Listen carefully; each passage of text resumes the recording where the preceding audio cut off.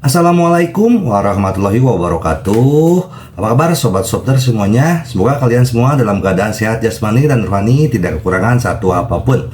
Seperti biasa, bantu Mimin tekan tombol like karena cerita semakin hari semakin menarik. Lanjut. Bab 781 sampai 785. Ratusan murid Nan Hongmen yang memegang pisau panjang tiba-tiba berlutut dan berteriak pada Ye Junlin, "Saya akan bergabung dengan Anda, Tuan muda kamu." Suara itu mengguncang langit dan bumi, mengejutkan semua orang di dunia. Zheng Zihan tercengang, Li Ziran tercengang, Qiao Jinqiu tercengang. Semua orang yang hadir tercengang. Semua orang memandang Ye Junlin dengan heran. Semua orang tampak tidak percaya. Apa yang terjadi? Apa identitasnya? Mengapa begitu banyak orang yang berlutut padanya? Ini adalah bagaimana hal yang sama. Zheng Zihan dan yang lainnya bingung. Kelompok yang paling terkejut adalah Qiao Jinqiu. Apa yang sedang terjadi? Mengapa dia berlutut di depan Ye Junlin ketika dia ingin 100 master dipinjam dari Nan Hongmen? Apakah orang-orang ini bingung? Bagaimana situasinya? Murid Nan Hongmen tidak bingung, tapi sangat sadar. Pemimpinnya, Fu Changlong, adalah orang yang cerdas. Diam-diam dia menunjukkan foto Ye Junlin kepada setiap murid Nan Hongmen. Saya sudah katakan kepada Anda bahwa jika Anda melihat orang ini, Anda akan merasa seperti sedang melihat dewa. Jangan memulai konflik, sebaiknya berlutut saat bertemu. Identitasnya belum bisa diungkapkan, oleh karena itu, setiap murid Nan Hongmen dapat mengenali Ye Junlin secara sekilas. Hanya mengetahui bahwa orang yang akan mereka hadapi adalah Ye Junlin. Para murid Nan Hongmen semua ketakutan. Dia segera berlutut. "Hei, kenapa kamu berlutut? Orang yang ingin kubunuh adalah dia. Kenapa kamu berlutut untuknya?" Qiao Jinqiu berteriak cemas. Namun tak satu pun dari ratusan murid di Nan Hongmen yang memperhatikannya. Mereka semua berlutut di depan Ye Junlin. Sepertinya jika Ye Junlin tidak mengatakan apapun, mereka tidak akan bangun. "Apa yang sedang kamu lakukan?" Qiao Jinqiu berteriak dengan cemas. Karena kegembiraannya, luka di wajahnya hampir robek, yang membuatnya nyengir. Tapi murid Nan Hongmen tidak tergerak. Li Ziran melihat pemandangan ini. "Tiba-tiba saya mengerti. Dia mengira orang-orang ini mengenali Ye Junlin sebagai cucu dari keluarga Zhou, jadi mereka semua berlutut. Kalau tidak, dia tidak tahu mengapa orang-orang ini berlutut di depan Ye Junlin. Hanya identitas Ye Junlin sebagai cucu dari keluarga Zhou dari keluarga kerajaan yang memungkinkan orang-orang ini melakukan ini. Terlebih lagi, orang-orang ini semua meneriaki Tuan Ye." Dugaan Li Ziran semakin terkonfirmasi. Selama hari-hari ini, Ye Junlin melakukan sesuatu dengan identitasnya sebagai cucu dari keluarga Zhou. Meski identitas cucu keluarga Zhou digunakan kembali, untungnya masalah tersebut telah terselesaikan. Masih belum pergi, Ye Junlin berkata dengan dingin. "Tuan Ye, saya tersinggung." Semua orang berteriak serempak. Kemudian, mereka semua berdiri dan dengan cepat menghilang ke dalam malam. Dia mengabaikan teriakan Qiao Jinqiu dan yang lainnya sama sekali. Tuan yang diundang melarikan diri, dan para pangeran Huahai merasa malu. Orang-orang ini semua dikalahkan oleh Ye Junlin, dan balas dendam tidak mungkin dilakukan. Lebih baik menyelinap pergi. "Tunggu sebentar, apa aku menyuruhmu pergi?" Suara Ye Junlin terdengar. Semua orang gemetar. Jika mereka dipukuli oleh Ye Junlin lagi, wajah mereka akan hilang sama sekali, jadi sebaiknya mereka mati saja. "Wilayahku datang begitu aku datang, dan aku pergi begitu aku mau. Apa menurutmu aku tidak ada?" Suara dingin Ye Junlin membuat semua orang terkesiap. Sungguh sial kalau main-main dengan orang ini. Lupakan saja. King's Landing, lagi pula, kamu telah mengalahkan mereka, dan masalah ini telah diselesaikan. Lupakan saja. Kita harus berbelas kasih dan berbelas kasihan. Li Ziran tidak ingin masalah ini meningkat, jadi dia mengambil tindakan. Inisiatif untuk datang menyelamatkan. "Ya, kamu beruntung tersesat. Jika kamu kembali lagi nanti, kamu akan mati." Ye Junlin berteriak dingin. Begitu para pangeran dibebaskan, mereka langsung menghilang.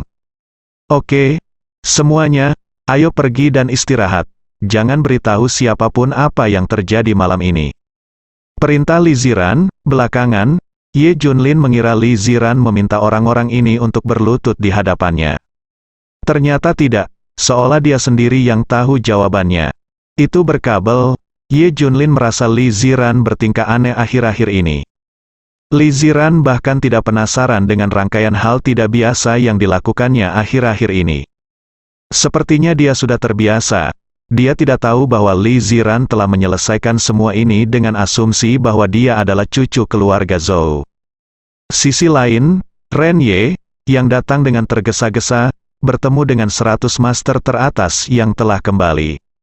Tuan Ye meminta kami untuk kembali, kata pemimpin itu.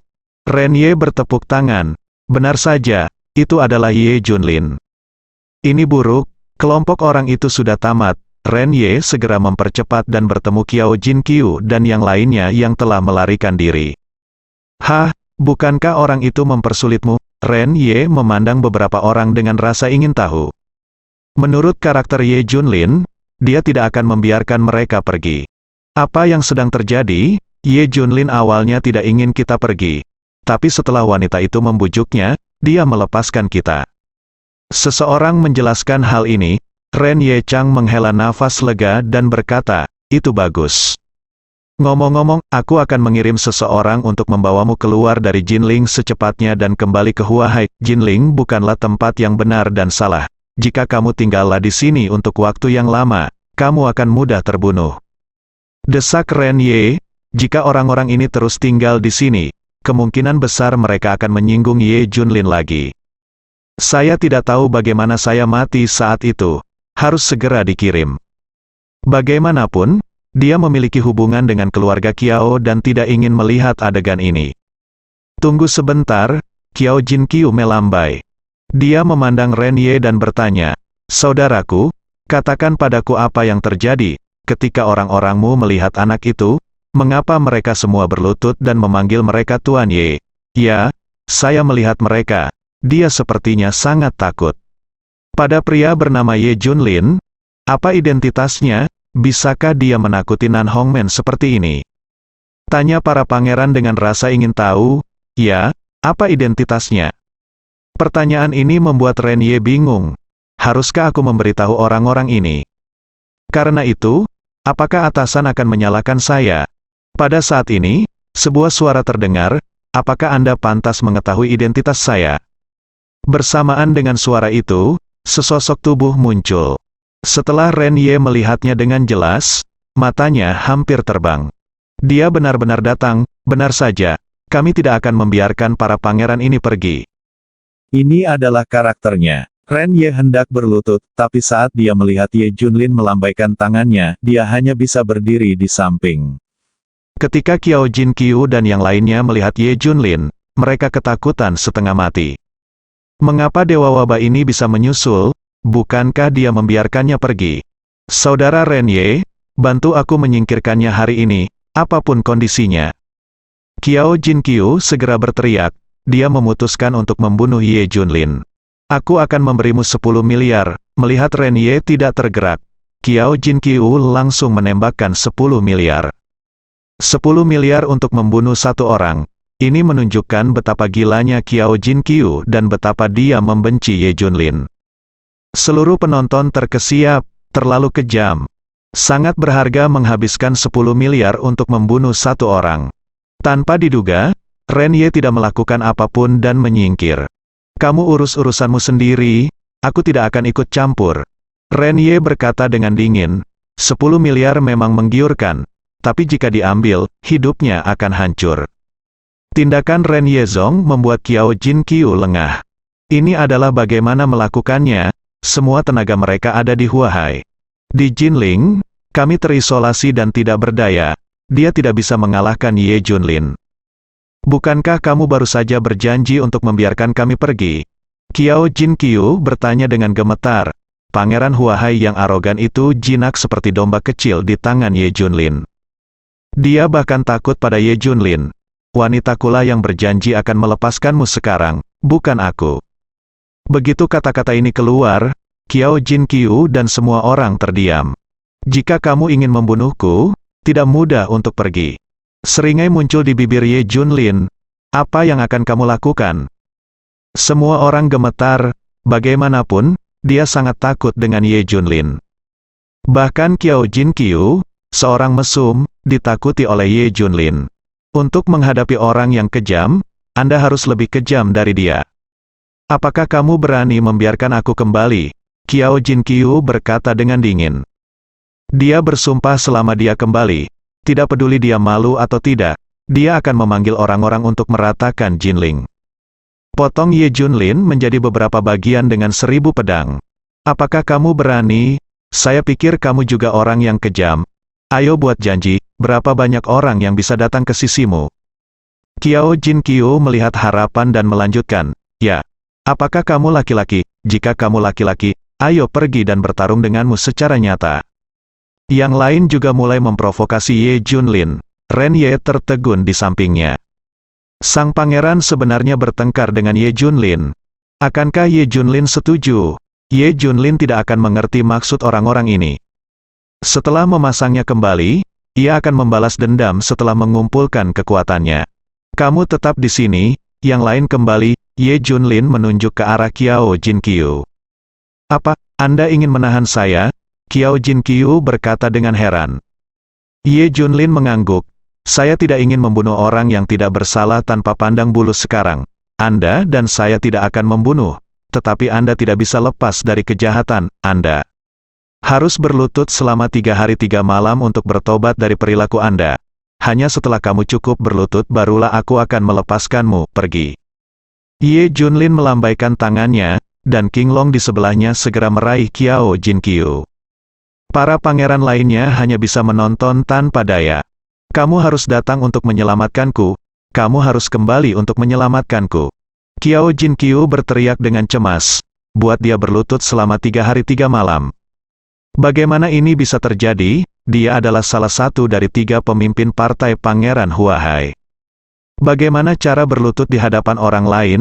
Masih 3 hari 3 malam. Dia tidak sanggup menanggung rasa malu ini. Dia sekarang mengharapkan orang lain untuk mendatangkan penyelamat untuk menyelamatkannya. Tentu saja, Li Ziran tidak bisa memberitahu Li Ziran tentang penangkapan Qiao Jinkyu oleh Ye Junlin. Jadi dikirim langsung ke kompleks militer. Dinding dan pintu kompleks semuanya telah diperbaiki. Berlututlah, Qiao Jinkyu tentu saja menolak untuk menyerah. Bang King Long menendangnya hingga jatuh dan Qiao Jinkyu berlutut di tanah. Setelah itu, tangan dan kakinya diikat dan dia hanya bisa berlutut. Ada juga anjing-anjing besar yang menatap sekeliling. Rasa sakit dan penghinaan menimpanya, membuat Qiao Jinkyu, seorang mesum, hampir menitikkan air mata. Membayangkan dia benar-benar harus berlutut di sini selama 3 jam. Qiao Jinkyu menjadi semakin marah. Akibatnya, mulutnya dipenuhi kain perca. Ini menyiksanya. Jika Anda berlutut seperti ini selama 3 hari 3 malam, meskipun Anda tidak mati, kulit Anda akan terkelupas. Hal ini membuat Qiao Jinkyu lebih takut daripada penyiksaan apapun. Prinsip Ye Junlin adalah jangan mati kelaparan. Qiao Jinkyu hanya berlutut dan mengabaikan yang lain. Para pangeran Huahai kembali ke Huahai secepat mungkin. Mereka tidak berani memberitahu anggota keluarganya tentang penyebab masalah sebesar itu, apalagi keluarga Qiao. Pagi-pagi sekali mereka menemukan 2 pemimpin pangeran lainnya. Salah satunya adalah satu-satunya bos para pangeran, Gu Jianfeng, yang menyandang gelar pangeran. Dia adalah orang jenius nomor 1 di kalangan generasi muda di Huahai. Ia juga merupakan pewaris keluarga Gu, keluarga kerajaan terbesar di Huahai. Gu Jianfeng hampir sempurna dalam segala aspek, termasuk kemampuan, keterampilan, dan latar belakangnya.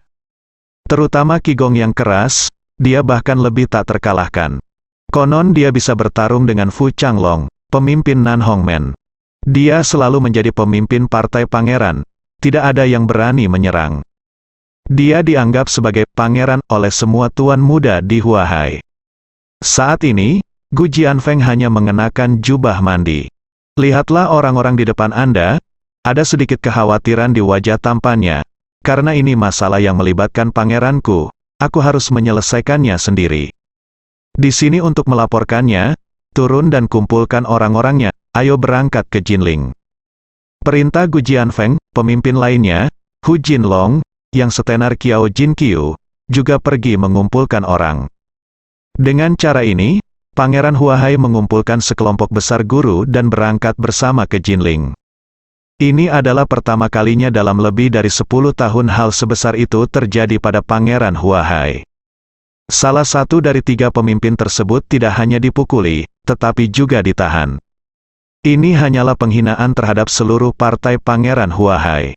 Bagi mereka, wajah lebih penting daripada kehidupan. Wajah yang hilang harus diperoleh kembali. Kali ini, para pangeran sangat marah. Bahkan pangeran terkenal pun datang sendiri. Raja Renye kaget saat mendapat kabar itu. Bahkan sang pangeran ada di sini, Renye berkata dengan heran. Dikatakan bahwa Pangeran Gu Jianfeng membawa semua tuan di bawahnya. Sepertinya dia benar-benar marah.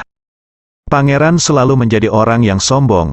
Huahai tidak memperhatikan siapapun kecuali orang itu, termasuk kita dari Nan Hongmen, kepala naga. Tapi kali ini dia akan menderita kerugian karena dia menghadapi orang itu. Renye menghela nafas.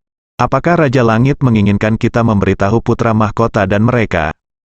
Tanya bawahannya. Apakah kamu mencari kematian? Tujuan menahan Qiao Jinqiu adalah untuk membasmi para pangeran dalam satu gerakan. Mengapa kita harus ikut bersenang-senang saat para dewa bertarung, Ren? Ye memelototi anak buahnya dengan tajam. Qiao Jinqiu kelelahan karena berlutut malam itu, dan tubuhnya terus-menerus gemetar.